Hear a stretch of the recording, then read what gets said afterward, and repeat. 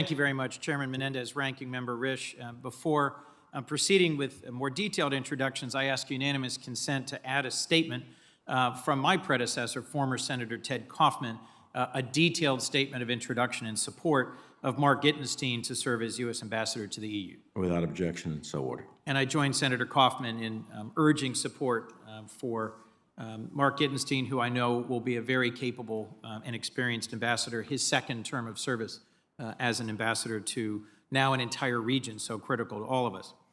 I've known Jack and his wonderful wife, Carla, for 32 years.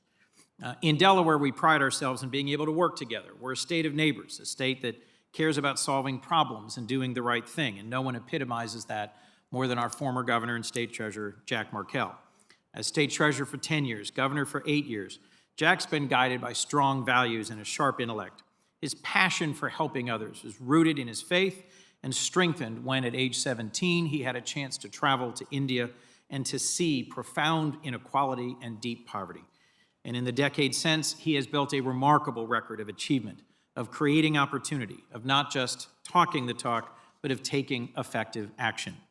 Across two decades in leadership, he led innovative financial literacy and banking access initiatives, managed a severe fiscal crisis that affected our whole country, but did so responsibly in Delaware, helped grow our local economy, and showed real vision in creating new opportunities for people with intellectual disabilities.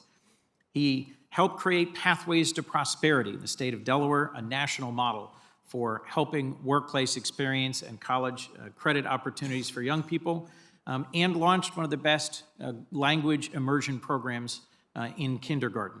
He has a deep understanding of the private sector and economic development. He has an MBA from the University of Chicago and helped launch and create the telecom company Nextel, a company now valued at $35 billion. So he understands both how to solve complex problems and how the United States can work with our OECD partners to put in place policies to create conditions for economic growth. He led both the Democratic Governors Association and the National Governors Association, and today he is leading Operation Allies Welcome, the resettlement of thousands of the Afghan partners who served alongside us in our 20 years in conflict. A dedicated and capable public servant with the experience, intelligence, and character to serve as the U.S. Ambassador to the OECD. I look forward to supporting him, not just in his nomination, but in his service, and urge my colleagues to do the same. Now, Mr. Chairman, if I might, I'm also honored to introduce my friend and our former colleague, Senator Jeff Flake.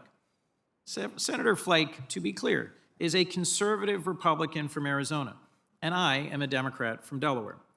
In the 6 years we served alongside each other, we voted on the opposite way of virtually every vote we ever took in the Senate. But during those 6 years, I came to know Jeff as an honorable man, as a principled public servant, as a patriotic American, and a loyal friend. We traveled together to more than a dozen countries, West Africa, East Africa, Northern Europe. We had the bonding moment of both being chased by elephants in Mozambique. We worked together on legislation to protect wildlife from trafficking, to protect the rule of law on the Judiciary Committee, to promote free and fair elections and economic reforms in Zimbabwe, where he did his mission service. Senator Flake has long championed American leadership around the world by promoting the rule of law, protecting human rights, and through strong international agreements. And his deep sense of right and wrong hasn't wavered.